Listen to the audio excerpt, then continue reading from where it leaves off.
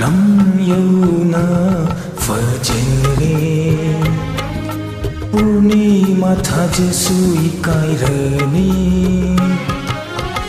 Karigyo muksu khunjeliva Koidana bimai thondo ho thoibi Lamhin banangi na tauta Malang bamasuk kalatuna Samlangda jirul tauduna Khunjin ba oi rini mai thong se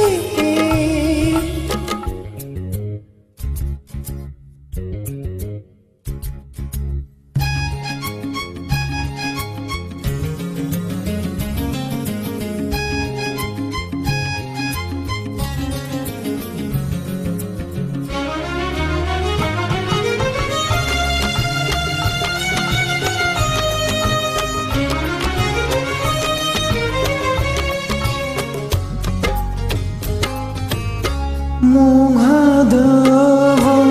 na tauna Nimolgi leiten oirivi Pakhangi thamoi se ni paise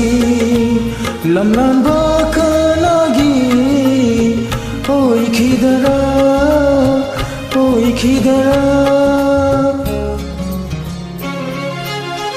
Mi pai chawi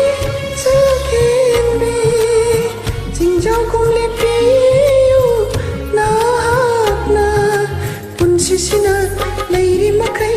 ai hak ti Na hak na tum injake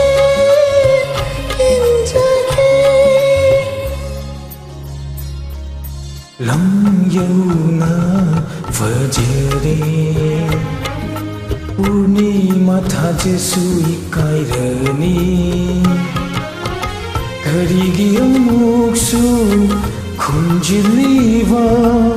Koidana bimai thondo ho thoibi Lamhin banangi na tauta Malang bamana kalatuna Samlangda jirul tauraga Khunjin ba oi rini mai thong se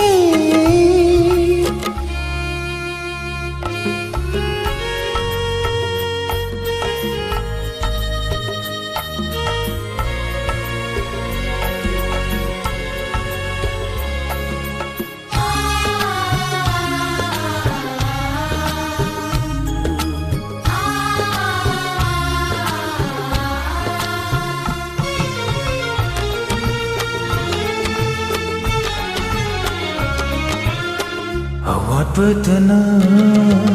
isar koiriva Ning bathundavana marupni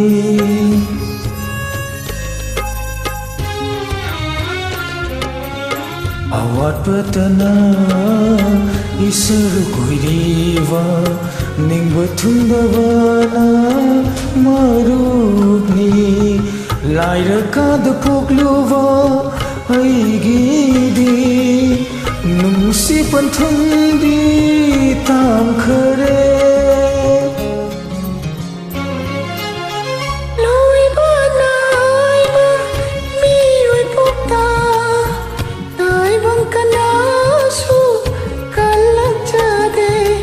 Aigi thamoi bo khangbiyo Ai se nangi ta oi hannayo oi hanbiyo Lam yauna fajre Purnima thaje sui kairani Karigi amuksu khunjiliva koidana bi mai thondo o thoibi lam hen ma nang gina tauda malang bangana kalatuna samlangda jiol tauraga kunjin boy ni mai thong se